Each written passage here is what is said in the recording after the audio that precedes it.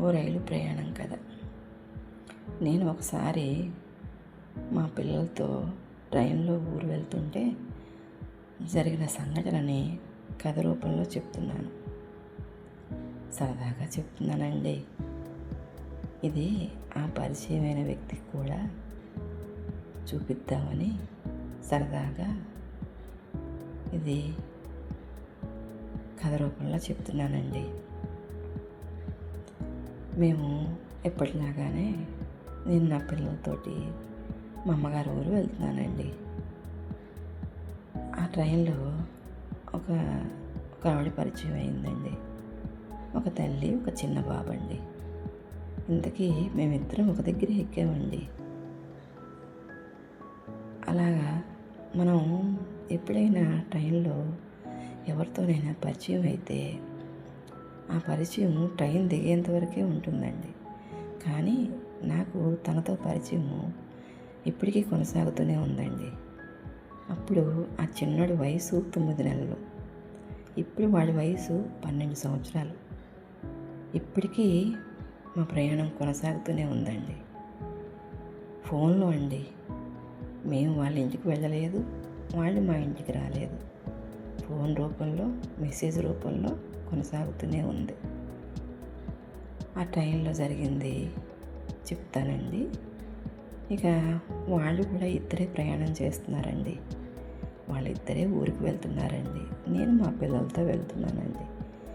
ఇక తన పేరు అలైక్య, ఆ చిన్నోడి పేరు సిద్ధుబాబు. ఆ సిద్ధుబాబు ముద్దుగా, బొద్దుగా, అందంగా ఉన్నాడండి. ఇక ట్రైన్లో ప్రయాణం చేసినంతసేపు మాకు బోరు కొట్టకుండా ఆ చిన్నోడితోటి నేను, మా పిల్లలు ముద్దు ముచ్చట్లతో ఆ ప్రయాణాన్ని కొనసాగించామండి. ఇక తను నేను కూడా ఆ పరిచయం మాటలు కొంచెం ఆ చిన్నోడి వల్ల ఎక్కువగానే మాట్లాడుకున్నామండి. ఎవరైనా సరే మన పక్కనున్న వాళ్ళు కానీ, ఎదురు ఉన్న వాళ్ళు కానీ మాట్లాడినప్పుడు ట్రైన్లో మీరు ఎక్కడ, ఏం చేస్తారు, ఎక్కడ దిగుతారు అని అడుగుతాం కదండి. అలానే నేను కూడా తను అడిగానండి. తను పలానా అనేసి ఊరు చెప్పిందండి. ఆ ఊరిలోనే మా అక్క కూతురిని ఇచ్చామండి. అంటే మా అక్క కూతురు వాళ్ళ అత్తగారి ఊరు. అలా తను మా వాళ్ళ పేర్లు చెప్తే ఓ తన తెలుసు అందండి.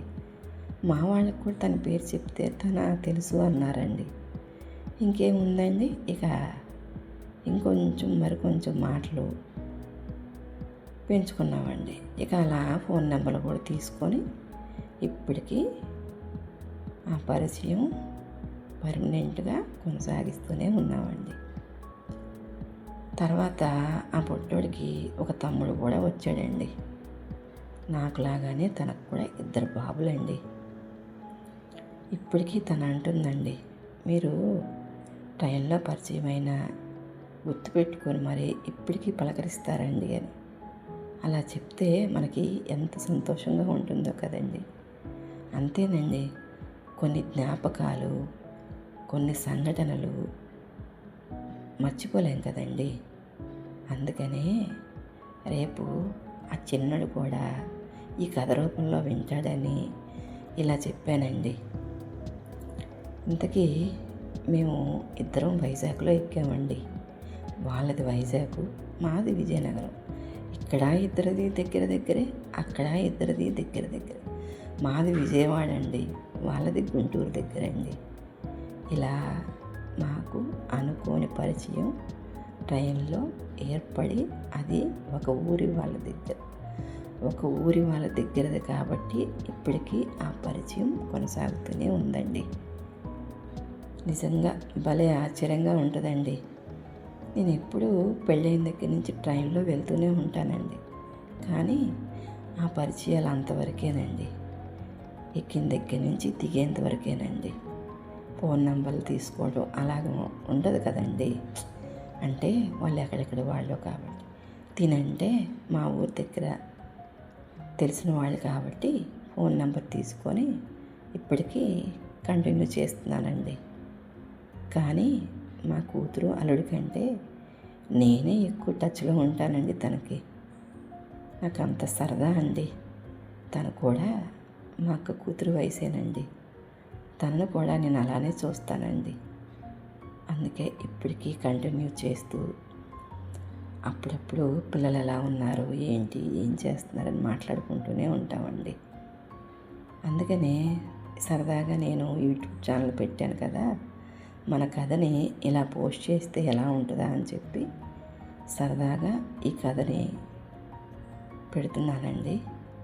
ఎవరు తప్పుగా అనుకోకండి.